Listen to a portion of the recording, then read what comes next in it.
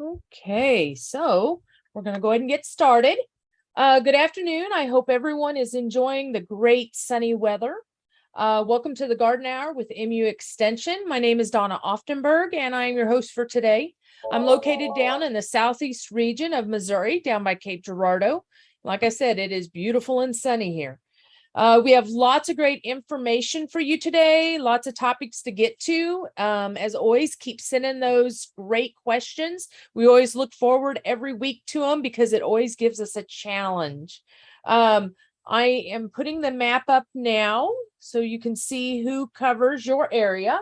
So we are definitely filling positions and gaining horticulturists, and that is awesome. Because that is a large part of the questions that come into the extension offices. If your area has a vacancy, you might reach out to the next person closest to you.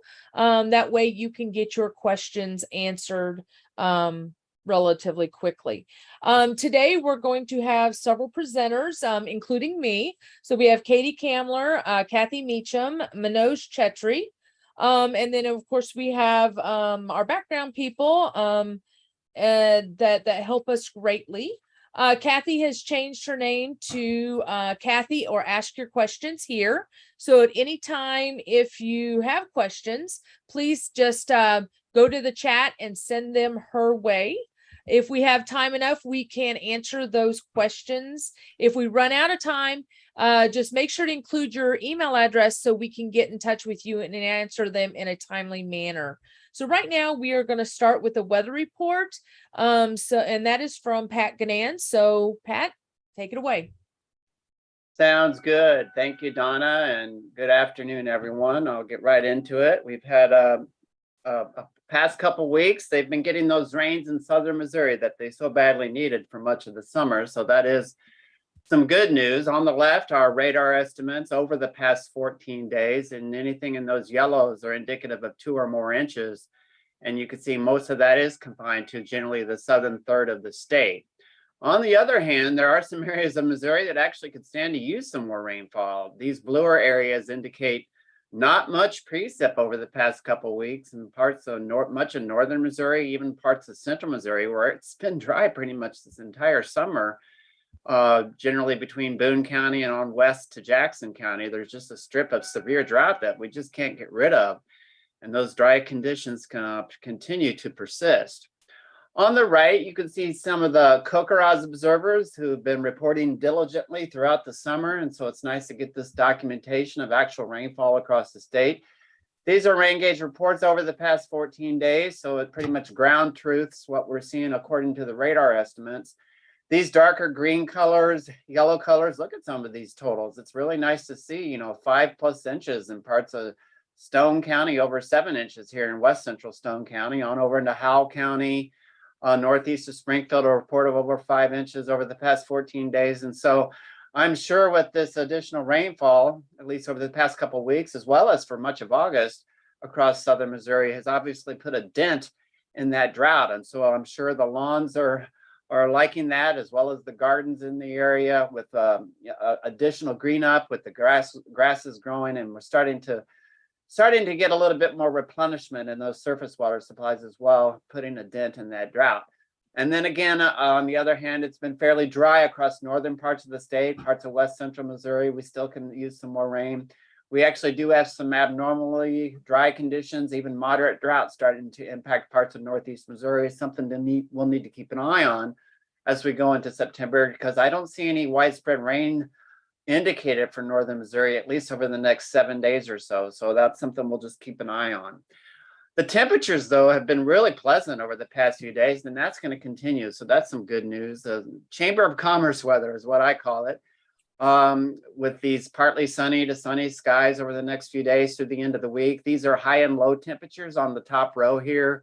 You can see highs today generally running slightly above average. We are into September, and so those numbers climatologically are starting to decline. Generally, this time of year, we expect high temperatures in the low 80s and lows in the low 60s. But you can see on Wednesday, Thursday, and Friday, it does look like these high temperatures will be somewhat reasonable and seasonable with highs in the mid 80s and some pleasant nighttime lows, some very pleasant mornings with lows in the upper 50s and low 60s, Thursday, Friday, and on even into the first part of the weekend. On the lower left, these are the high temperatures for Saturday and Sunday. You can see there is a cold front forecast to move out of Iowa into northwest Missouri as early as late in the day on Saturday. That will bring some more clouds to the area and even a chance of some showers perhaps in northwest Missouri late in the day on Saturday. There is another system coming up from the south and southeast that perhaps could clip southeastern Missouri with a few showers on Saturday, and that's why we see highs only in the upper 70s across southeast Missouri. But generally, much of the rest of the state on Saturday will see highs in the mid 80s. As that cold front moves through the state on Sunday, we see more cloudy conditions, some showers perhaps impacting the state. I don't see anything widespread or heavy, but nonetheless, there is a chance of rain, especially on the day on Sunday and Sunday night. Look at those high temperatures, only in the lower to middle 70s on Sunday. So some very pleasant conditions temperature wise. The forecast over the next 7 days, this will take us through next week, into next week. Not a lot of precipitation forecast. It looks like the best dynamics or heaviest precip will be impacting parts of Iowa, northern Illinois. That could clip the Iowa-Missouri border with as much as a half-inch of rain. Again, this is a 7-day forecast, but this will actually be is indicated to fall mostly on Sunday into Sunday night. So that will be our best chances over the next 7 days or so. Lighter totals as you go south through the state, generally only a quarter of an inch to just perhaps a trace or so across much of the rest of Missouri. So nothing too significant or widespread in regard to heavy precip over the next 7 days. This is a forecast for next week, Monday through Friday of next week. That system that moves through on Sunday and then Monday will usher in some cooler air. It does look like there is an enhanced likelihood of below normal temperatures, at least over the southeastern half of Missouri with these shades of blue. So it looks like cool temperatures, perhaps highs only in the 70s or lower 80s as we go through much of next week. More near normal conditions across the northwestern half of the state next week with high temperatures and low temperatures. It does look like a fairly dry period as well, even though we'll see cooler temperatures. There isn't really indication of any widespread rainfall over for much of next week, and they are indicating an enhanced likelihood of below normal temperatures. So, Donna, that's pretty much a weather report. Please enjoy the nice weather over the next several days. Thank you. That is really great news, at least on the temperatures. Not so great on the weather because I was hoping for a little more rain. So thank you, Pat. At this point, I'm going to turn it over to Kathy, and she is our moderator. Thank you, Donna, and welcome everyone. And thanks again for joining us. We've got some great questions this week, and we're just going to get right into it. And the first question is inquiring about mottled leaves on a Pakistan mulberry. What is causing this? And Katie's going to answer that for us today.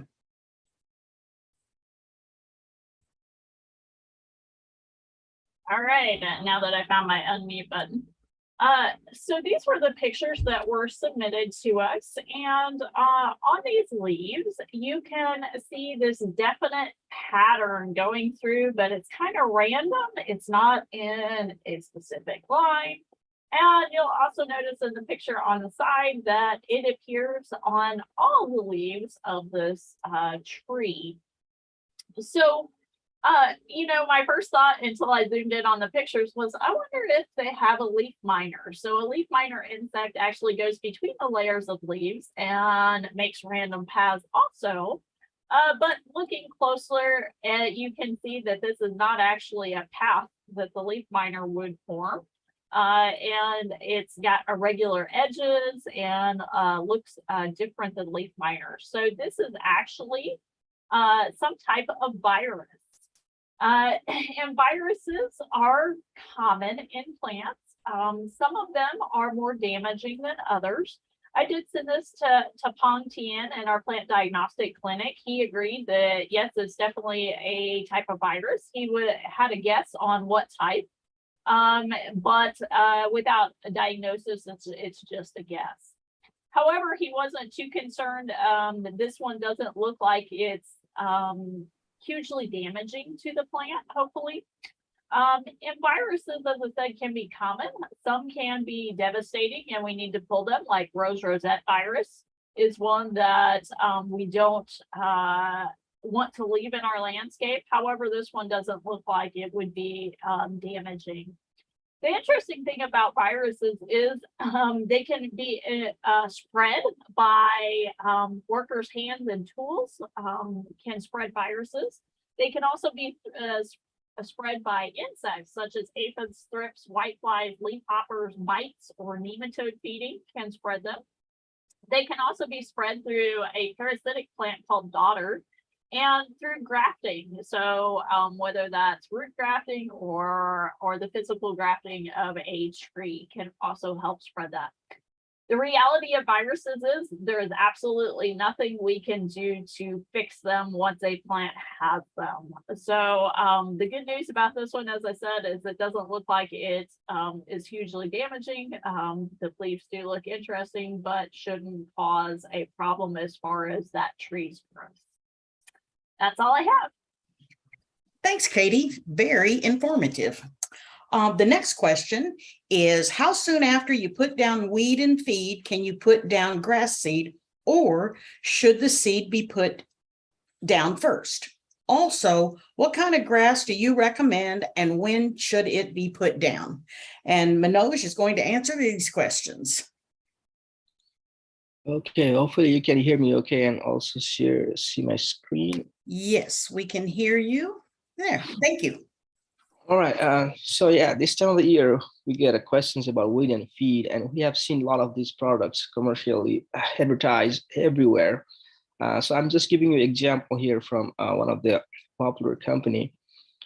So what's the deal with weeds and feed? There's two components there. There's a weed and a feed. So weeds are weed killer, of course, herbicides, and feed components are fertilizers. So all those herbicides and fertilizers are packaged in one product for easiness and available for the homeowners.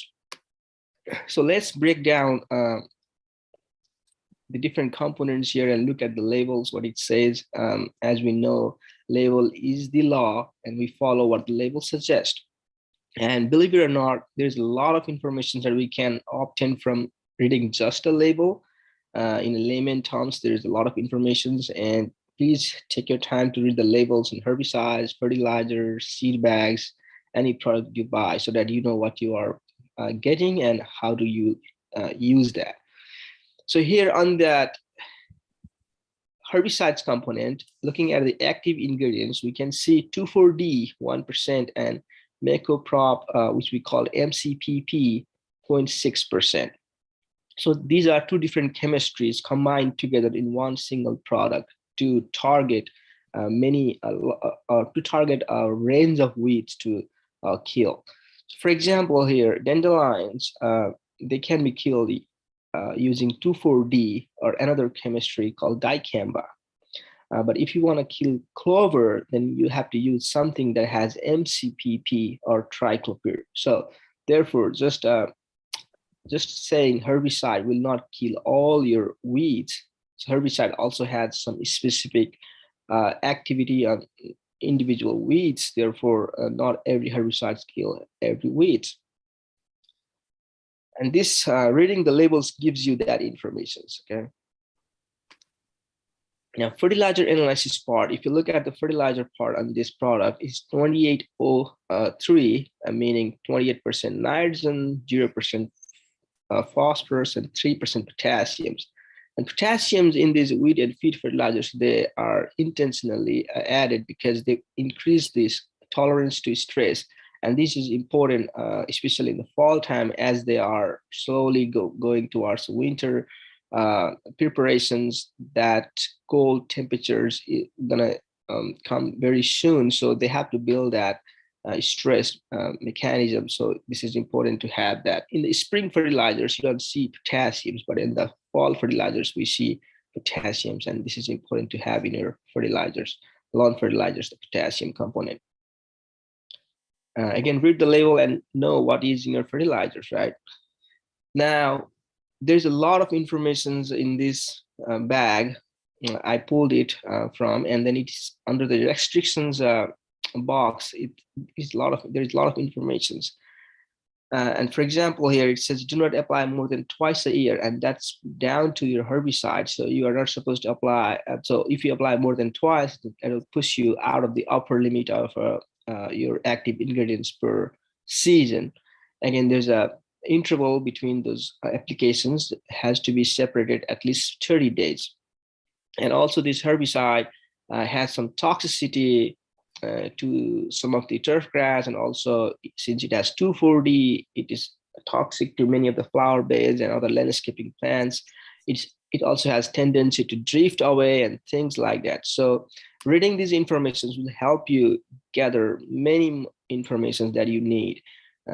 Okay, and also somewhere on the bag it says do not apply this product when the temperature is higher than 90 degrees Fahrenheit. Again, it's down to that 2,4-D. It's very volatile, and at higher temperature it just vaporizes and drifts away to your other non-target area. So please read the label, follow the label, and know what you are doing before spraying this kind of products. On the bottom two lines here, it says do not apply this product on newly seeded grass. And the reason is your newly germinated or establishing grass, they are very juvenile and they have not developed very well. So less vigor. This product has herbicide 2,4-D and MCPP, so it will kill that grass seedlings. You have to wait at least 3 or 4 mowings before you can put down on your newly established grass. And then the bottom one says wait at least 1 month after using this product to seed, sod, or sprig. So if you want to do new plantings, then you have to wait at least 4 weeks after using this product. So for any kind of in general, for a lot of the herbicides product, the waiting time to put down new seed is 4 weeks in general. Okay, so keep in mind that you cannot put down herbicides today and again seed tomorrow. There's a waiting time. There are some products, especially in the commercial end, new products called Game On. You have a very short waiting time there, like 4 to 5 days, but that's not available to homeowners. That's in the commercial side. So if some of you are commercial landscaper or lawn service provider, then there's a product called Game On, but we don't want to go to that route. Question is coming from homeowners. So, but for the homeowners, 4 weeks is the ideal waiting time. And let's look at another slide. Oh, the question was about the seeding, so seed selections and when the best time to seeds and things like that. So seeding always starts with buying a good quality seeds, and quality seeds, how do you differentiate? It's not just only with the cost, but with the label again. Okay, you have to read the label and know what is in that bag of seeds. And one thing I want to point out here is other crop seeds. In every level, you can see these different components of seeds, and under the other crop seeds, be very cautious and look what is there. Okay, these other crop seeds are not necessarily weed, but it will be weed for you because you don't want that. So other crops means any pasture or farming crops like orchard grass, rough blue grass, things like that. And 1% is the maximum limit I would go for, but in good quality seeds, you will find that under 0.1%. Okay, so things like that will make the seeds quality seeds. Because if you're talking about 1% of orchard grass on your tall fescue lawn, it's like for every 100 tall fescue, you'll have 1 orchard grass, and it will grow and then grow invasively, and will be very difficult in the long run to manage that or to get rid of that orchard grass from your yard. Now, in terms of grass selection, so what type of grass do I choose? I have talked about this in previous series as well, but again, to just review this again, if you have like open sun conditions, like in your front yard, where you're getting at least 6 to 7 hours of daylight, or at least 6 hours of sunlight, Then you can go with a lot of options there, depending on your water irrigations and your maintenance requirement and purpose. You can do straight Kentucky bluegrass, straight tall fescue, or you can do blend of Kentucky bluegrass, blend of tall fescue. Then that will give you a very uniform, consistent turf. If you have a backyard with less than 6 hours of sunlight, moderate shade, then you can mix those tall fescue and Kentucky bluegrass, 90% tall fescue, 10% Kentucky bluegrass, or you can go 80, 10, 10, 80% tall fescue, 10% bluegrass, 10% perennial ryegrass. So on the moderate shade, what happens is your tall fescue cannot tolerate as much shade as other species. So when you are mixing and you are just giving more diversity, so if one of their species fails or do not do well, then other species will do well. So you'll have cover for other if things go bad. In a dense shade, when you are getting just 4 hours of sunlight or partial sunlight, then you have to add fine fescue, and you want to add at least 20% fine fescue there if you have a less than 4 hours of sunlight. So things like that. Okay, in a dense shade, you cannot do blend of tall fescue because it will choke out because of limited sunlight. And things like that has to be considered when choosing what type of grass you do. And then in the commercially, you can see sun and shade mixture or dense shade mixtures, and read the label on that seed bag. You'll find how much percent of those contains fine fescue and tall fescue and things like that. So when is the best time to seed? For the cool season lawn, anytime after August 20 is a good time. But if you want to do it early, as soon as possible, that will give you plenty of time for your new grass to establish well before winter comes in. So earlier is the better, but you can pretty much put down seeds anytime from now until winter. But if you do too late, then your grass may suffer from winter damage because they will not have enough time to establish well. Now, after seeding, you just cannot put down the seeds there on your yard and expect it to magically grow and establish. You need to have good seed and soil contact. Your seed needs to find a good soil so that it can germinate and put down its roots down to the ground. For that, you need to disturb the soil with some kind of machine, some kind of raking, or some kind of cultivators that you can find, or whatever you have, or you can rent. An ideal way is to use core aerators at this time of the year, especially if you are having Georgia grass lawns and it is patchy or it is very compacted and you need to do some work on core aeration. It will punch holes on your yard and then gives good medium for your roots to grow, as well as aerate the soils, bring more air, and break down that thatch on your yard, which is very important. And you can do on a cool season lawn at this time of the year all the way until October.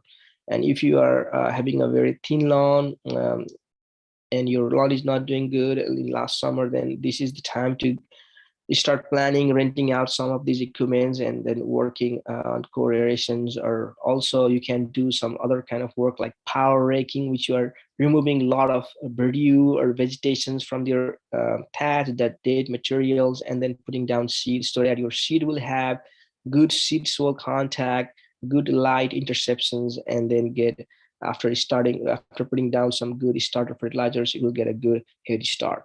And after putting down seeds, then just let it sit there. It's nice to have some mulching there. 1 bale of straw per 1,000 square feet will do a good job of giving that cover and also conserving that moisture. Thin layer of mulch will also do the job, but do not add sand. Many of you might have seen a lot of golf courses do that to break down their thatch level. They are constantly punching holes and adding sand, but that's a very different practices. We don't want to do sand on your heavy clay soil. If you are concerned about heavy soil, you want to put down compost, okay? Because in the long run, that sand will be compacted. Irrigate at least 2 to 3 times a week until fast mowing. That is critical because until first mowing, you need to keep your soil moist, but not water. The water has not to be there like standing water, but it needs to be moist so that your new seedlings gets enough moisture. Another important thing about seed establishment is mowing. People always dilly-dally in the first mowing, and they wait until the grass reaches to 3 inches, and which is not actually recommended. The recommendation is to start mowing as soon as your grass reach 1.5 inch to 2 inch. And after 2 or 3 mowings, then you can reach your mowing height to 3 inch finally. Okay, but the first mowing has to be done early so that your grass does not grow leggy and it will not suffer from leaning over and breakage. All right, that's all from my side. Thank you. Thank you, Manoj. And it is so important to read the label, and you can get a lot of questions answered by reading the label. But if you do have questions about the label, you don't quite understand something, you can contact one of us and we'll do our best to help you. The next question, Donna's going to answer for us about Japanese beetles stripping green beans. So as of right now, the beans are still producing, but is there any insecticide to use on the soil to prevent the eggs from hatching? Any suggestions on how to prevent them from returning? Okay, so I think everyone in the state of Missouri pretty much knows what a Japanese beetle looks like, but just in case you don't, they're small metal or metallic looking beetle that is a bronze and a green, and they're about the size of your pinky nail. And of course, the grub is usually underground, and we do have 2 or 3 different grubs that can be found in the ground, but this one has certain features that makes us know that it is a Japanese beetle. So I just figured I'd share just a tad bit of information about the life cycle, because I think it's important to know that they're not a pest all year. They are a pest for us above ground, just between mid-July and mid-August. So luckily they're not all year. Thank goodness. But we do have the grubs underground, and sometimes they can cause damage in turf. Not always, but that's another thing that we need to talk about. So on management, there's no real good management for eggs. There's no real good way to prevent eggs other than preventing the beetles. With the grubs, there are some things on the market, but they are not effective. They're just not effective enough in any of the university studies for us to recommend them. And so you might see milky spore, you might see BT in big bags labeled as grub control for Japanese beetles. But the problem is, yes, they're effective in the soil. They will take care of the grubs in the soil. But the problem is these insects are very mobile. So even if you're controlling what's on your property, during the year when they come out of the ground, they fly to your property, to whatever you have. And so if you've got hibiscus or roses Sharons or roses or apples, those are the plants they love the best. And so they're going to target those, and they can smell them a mile away or miles away. And of course, when one finds something to eat, they put off a pheromone that brings more in. So just keep that in mind, that it's not all about the grubs. Sometimes it's not even worth looking at the grubs unless they're doing damage on your turf. Then that's when you want to control the grubs. So what we need to focus on is not necessarily, like I said, controlling the grubs or the eggs. We need to focus on controlling the adults, and that's the actual beetle. And that is through using less preferred plants. And I'm talking about the plants that they love to eat. Like I said, it's the hibiscus, the crepe myrtles, it's the roses, it's the apple trees.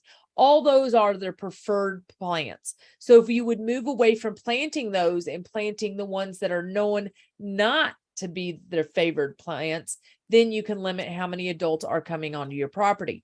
You can physically remove them. And so a lot of times it's just a bucket of hot sudsy water that you can be raking them into that bucket. Traps and lures do work. We just don't recommend them because they bring more beetles to your property. And a lot of those traps, the bags are real small. And so what happens is that lure that's in that trap keeps attracting the beetles. Only a certain amount fall in the trap because the trap's only so big. And then the remainder is left to feed on your property. And so what we recommend is not using the traps, or using the traps in the opposite manner that they're intended, which means you're going to draw the insects away from your property versus to your property. And in order to do that, you have to put the bag, hundreds of feet away or acres away or even a mile away. And that way it pulls the beetles from your property rather than pulling them to your property. You can also use physical barriers. So there are lots of insect barriers that are light, white woven materials that you can buy on the market. Any of those will work. And so basically all you're doing is laying those sheets of woven material over your plants. And so it excludes those beetles from being able to land on your plants and feed on them. And then finally, we have the chemical controls. A lot of us are not really chemical savvy. We really don't want a lot of pesticides. So if you're that way, you want to try to focus on one of the other methods. If you want chemical control, you want to target them with pyrethroids. So that's things like the bifenthrin, the cyfluthrin, or the permethrin. Or you can use carbaryl if you can find it. Make sure that's the old-fashioned 7. You have to be careful because the 7 bags and the 7 canisters no longer have the carbaryl in them. So read that active ingredient that's in fine print at the bottom of the canister. And then, of course, you could always use the acephate, which is more of a systemic insecticide. Okay, Kathy, that's back to you. All right. Thanks, Donna. And those pesky beetles, this time of the year, I think, well, they must be gone, but no, here they've shown up again. I am taking the next question. And so let me get my screen up. And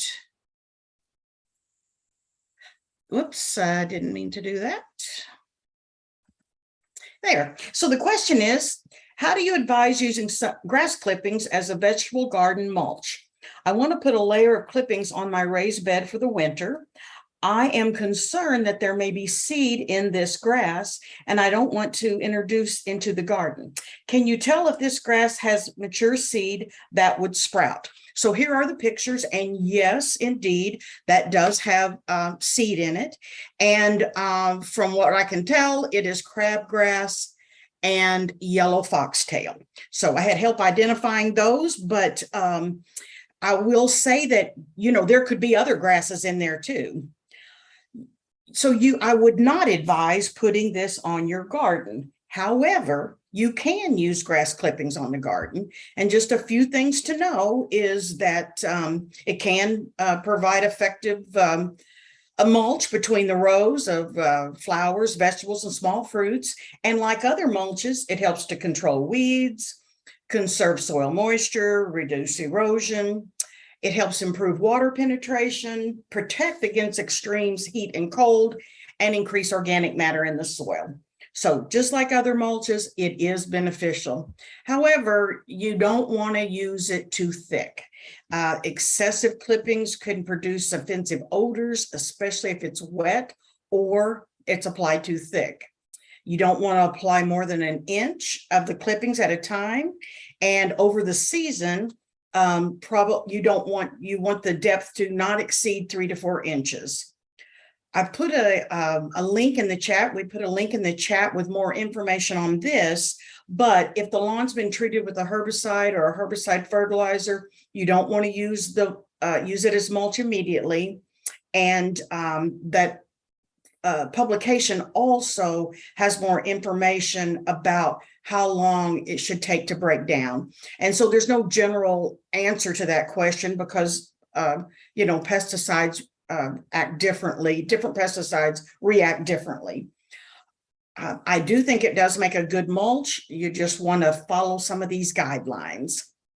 And that is all I have. Oh, I was going to say too, if you do want to do a layer of grass, about 1 inch, you could also, for the winter, you could also then do a maybe 2-inch layer of leaves, and that would help that grass to break down. And that's all I have. And whoops, sorry about that. Just gave that away. Stop share. And the next question is Donna again. And the question is, with our rocky and thin soils, how deep and what recipe should I use for a large raised vegetable garden? Okay, so raised bed soils is sort of you get a mixture of answers when you start searching online. And so one thing that we always try to do is, keep it simple. That's the big thing, is keep it simple.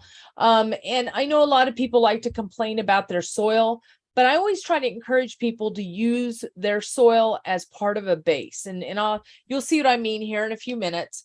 But first off, I want to talk about some of the amendments that are out there that can be used to make a raised bed.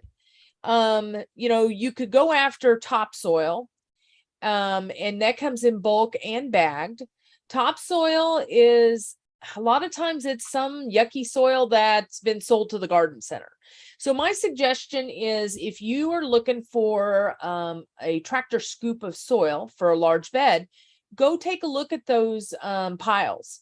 And if it's got big clods and they're hard to break apart, and the soil has more of a yellow or even a orange color to it, and it's not more of a darker brown, then you might avoid it, because that is a sign that it's a subsoil or that it's a heavy clay.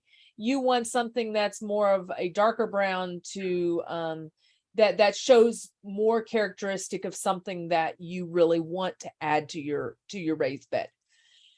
You could also use compost. There's lots of different composting facilities around, even municipal composting facilities. But keep in mind, ask the questions and make sure that you're not getting contaminated compost with herbicides. And so a lot of these bigger composting facilities, they will take grass clippings, they will take just different things in from different places to mix and make their compost. And some of those have contaminants in them. So just be careful on the compost. You can actually find the compost as bagged items also. Manure is another one, but once again, know where your manure's from and know what's in it, because if you're getting a manure from farmer that has pasture trees with graze on, then once again, you're having to deal with contaminants that could badly affect your garden growing. You could also practice what we call lasagna gardening. You could start that this time of year. Wonderful time of year and wonderful process, because it's a process of layering browns and greens, and it melts down by springtime to have a soilless, wonderful potting mix. And over time and over the years, you can keep adding browns and green layers, which will help the soil build depth wise. A lot of times what we recommend is 18 inches of browns and green materials will lead to about a 6 to 8 inch deep soilless mix. And then of course, I already mentioned the bag soils here. There's all sorts of bag soils that you can buy from compost, topsoil, manure. I mean, the one big thing about the bagged products is that some of them have sewage sludge in them. So before you buy any of the products, flip it over and read the label, read what's been in it. Now, some of them are safe. There are several products that are safe, and there's a list online that have sludge-free products. But the big thing is you want to look at some of the basic ingredients that's in it. There are lots of soil formulas out there that you can do. I know that was specific in the question, that what kind of soil formula. I've seen lots and lots of different formulas. Two of my favorite, and they're simple: 60% topsoil, 30% compost, 10% potting soil, or 70% topsoil and 30% compost. why I like these is, it makes a difference when you use the existing topsoil that you have right there. So if you're building a bed, I always try to get people to realize their soil is not that poor. It's actually probably better than what you can buy in a lot of places. So don't be scared of using existing topsoil that you have. If it's real rocky, you might try to find a place that's not as rocky, or sift some of the bigger pieces of rock out.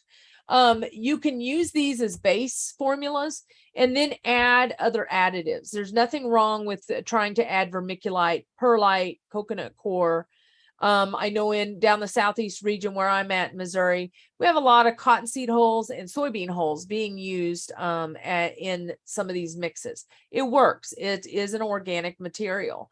And then you can also use some of the finer mulches that you can buy, and you can also incorporate that in some of the formulas also. The big thing is whatever you do and whatever you mix with, just always, whatever the end product is, you want to send that in for a soil test so that you know what the quality is on nutrients, and what you need to be adding, because nobody wants to waste money. So that's what I love about soil tests is it will give you, okay, how much lime do I have to add? How much nitrogen, phosphorus, potassium do I need to add? And so really it helps to prevent problems as well as save money and let you know what you need to be doing. As far as depth, it really depends on what you're going to be growing. If you're ever going to be growing radishes and lettuce and spinach, if it's just more greens, then you can go more with a 6-inch soil. If you're going to be going with some of the bigger crops like the peppers and the tomatoes and the zucchini and the cucumbers, then you want to try to go more in the 12 to 18 inch realm. And that's just because the root system goes deeper and it's bigger.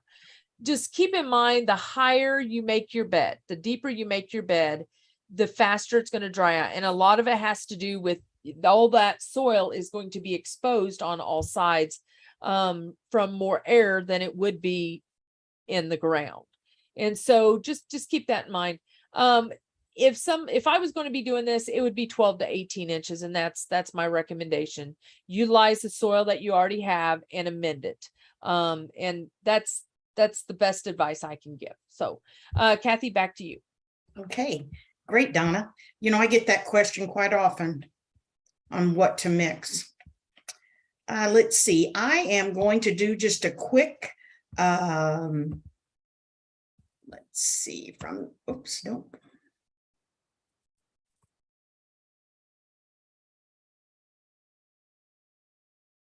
Well, I don't think my screen is sharing, huh? I'll try again. But we get a lot of questions in the office, and sometimes they're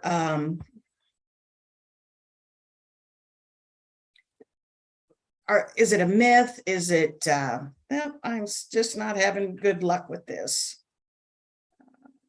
Let's see. I'll try one more time, and if not, then we're just going to move on to Katie.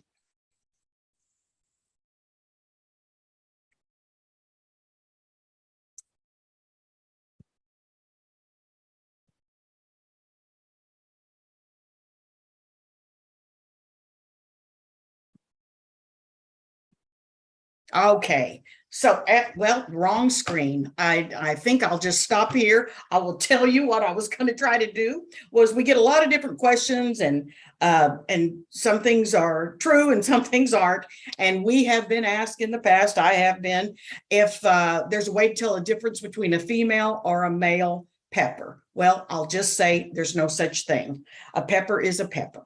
And so this is false. I will say those bumps or lobes depends on the variety or the growing conditions and the sweetness. This is also asked about are the females have a sweeter taste? That would not, well, for one thing, there is no such thing as male and female. And the sweetness comes from, again, the variety or how ripe they are when they're picked.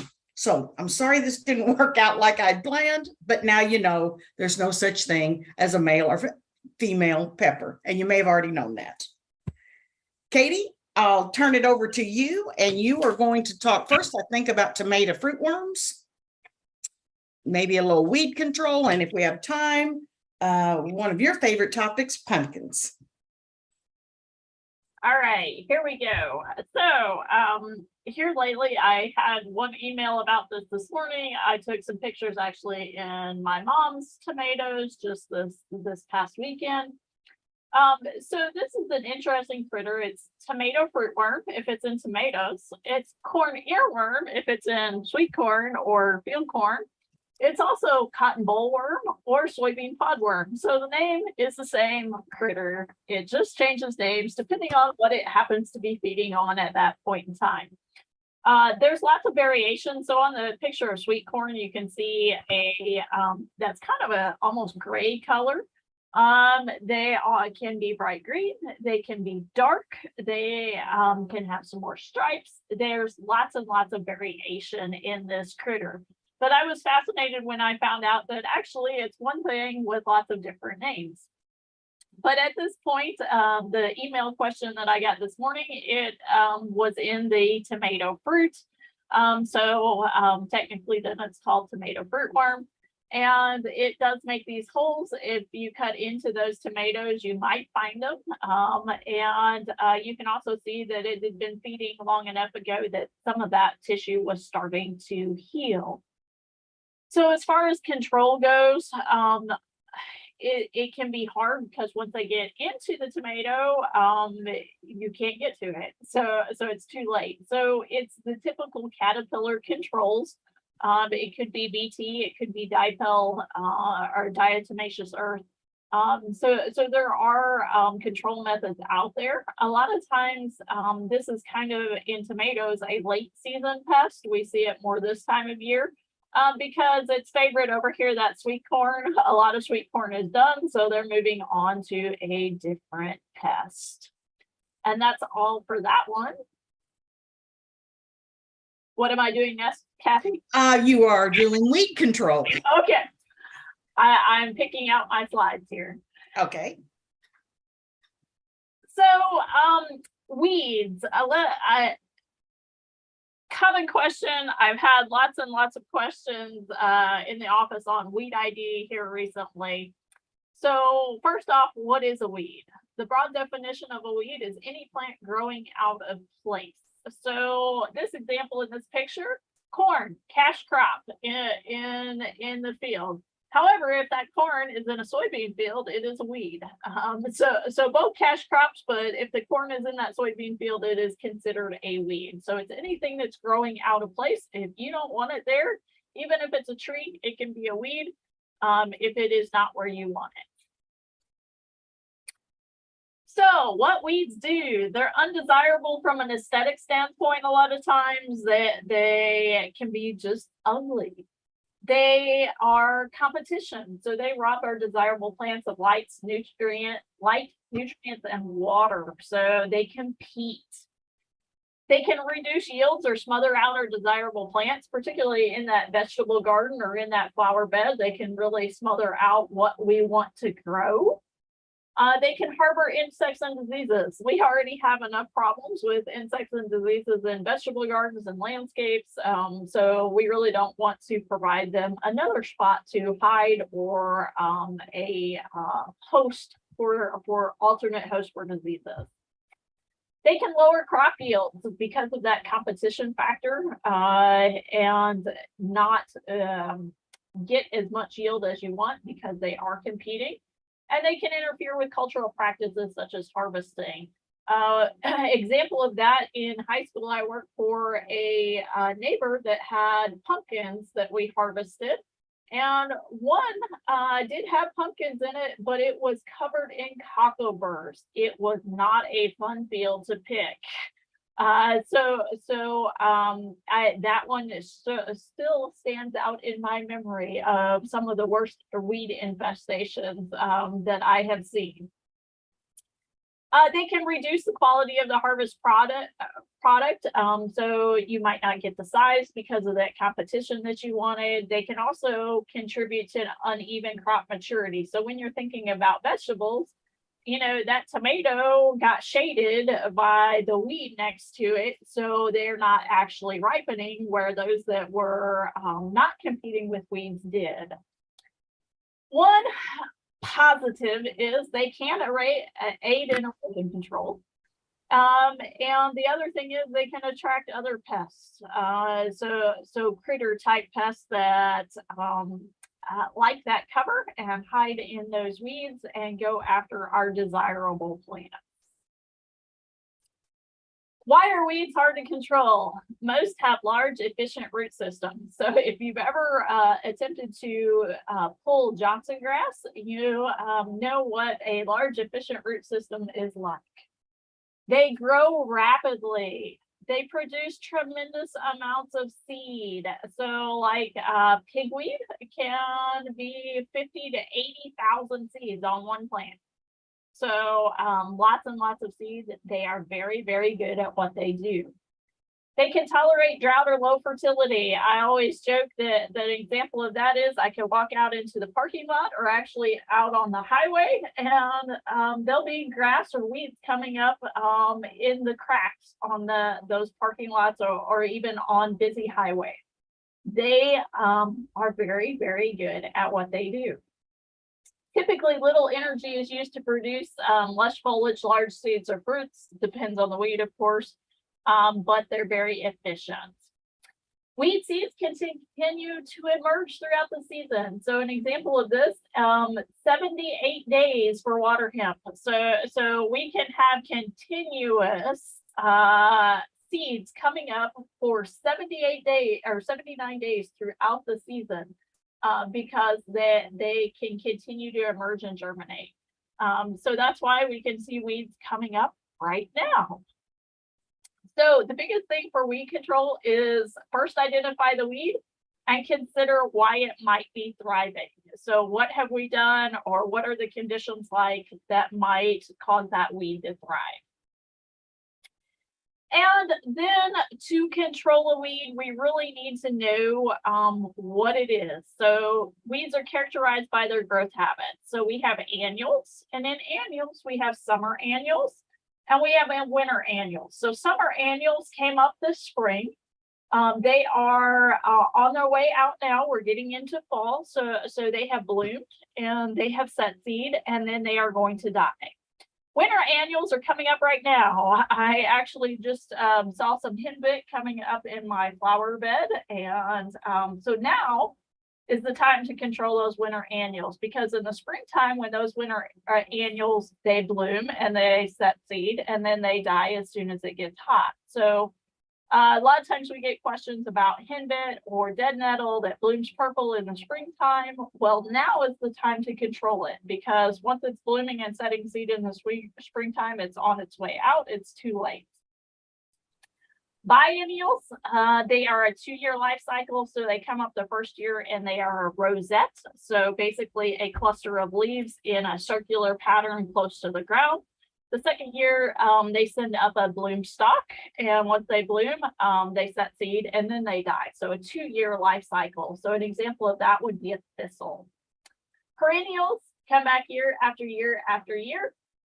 Sometimes they may die back to the ground every year, but that root system remains alive, or they could be a woody species that we will see year round. So knowing those growth habits and what that weed ID is really essential to developing a plan to control them. And I will tell you, my favorite weed control technique is mulch. And that's all on the weed.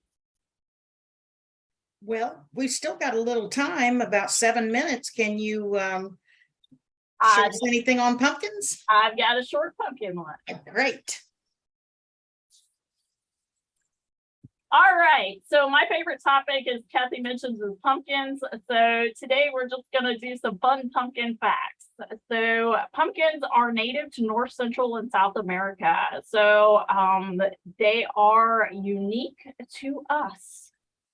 They were first grown for edible seeds. Now that's a popular thing that is actually coming back now, that people like to roast pumpkin seeds and eat them, but that was actually their first purpose, was to eat the seeds. Pilgrims are credited with discovering the values of pumpkins and their use spread. So once they got a taste for pumpkins, then those seeds were shared in Europe, and that use spread all over.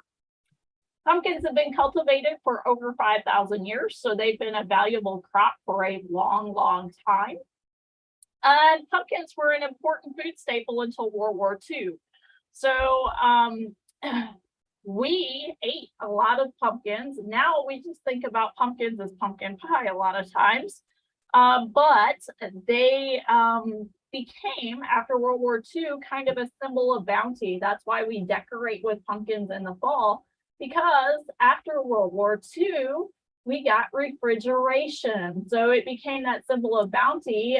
You could set your pumpkin out on the porch as decor, saying basically, I don't need to eat this anymore. I have refrigeration, and food keeps differently.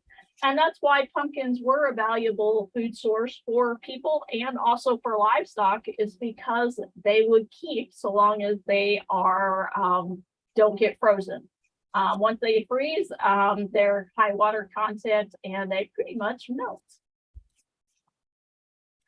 Some other pumpkin facts: they're very nutritious, so that edibility, they're high in potassium and vitamin A.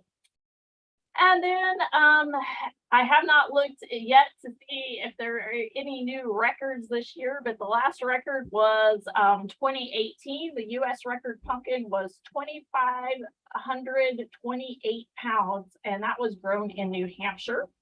The world record pumpkin was grown in 2016, and that was over 2,600 pounds, grown in Belgium. So if you have great aspirations of growing the world record pumpkin here in Missouri, I'm going to dash your hopes. We get too hot here in the summertime to be very successful on those very large pumpkins. We need cooler temperatures, which is why most of those record-breaking pumpkins are grown in northern states. Pumpkins are about 90% water. They are members of the cucurbit family, and that includes all our vining crops, so watermelon, cantaloupe, cucumbers. The flowers are also edible, so not just the pumpkins. And pumpkins are actually a fruit because they are containing those seeds. So some other pumpkin stats in 2018, which is the last Census of Agriculture data, the top pumpkin growing states, Illinois, our neighboring state, is the #1 by pretty much far and away. And the reality of that is because Illinois grows 90 to 95% of all the processing pumpkins. So those are the pumpkins. If you buy a can of pumpkin pie or you eat a pumpkin pie, most likely it was grown in Illinois, and it's because the processing plant is there. They not only have good soils to grow, but the processing plants are headquartered in Illinois. Illinois is followed by Pennsylvania, New York, Indiana, Michigan, and Texas. So in 2020, there were harvested over 66,000 acres with $194 million in value. 180 of that is in fresh market, so basically the decoration market, quite honestly, and the 14 million in processing. And just real quick, cucurbit family and taxonomy. What's the difference between a pumpkin and a squash? Those terms are actually interchangeable. You can be perfectly correct if you called everything in this picture a squash. Or a pumpkin, though, typically we think of as round and orange. However, you could still get away with calling pretty much everything in that picture as a pumpkin also. There are 4 species of cucurbits. They're classified by their stem structure and the point that they don't normally cross-pollinate. So we have Cucurbita machata, Cucurbita mixta, Cucurbita pepo, and Cucurbita maxima. And just because I have to provide the education on what we actually eat in pie pumpkins, they are actually canned pumpkins. And you can see those in these fields. My aunt lives in Illinois and took pictures of some commercial pumpkin harvest near where she lived. So you can see they are very mechanical and windrow those pumpkins, pick them up, and they go in a semi to the processing plant. So think about that when you're out looking to purchase some pumpkins, and if you want something to eat, there are lots of good edible varieties, but don't eat your jack-o'-lantern. Thank you, Katie. I'm glad we had time for that. And I'm just going to turn it back over to Donna to take us out. Okay, thank you, Kathy. Oh boy, it's been a great session with lots and lots of topics.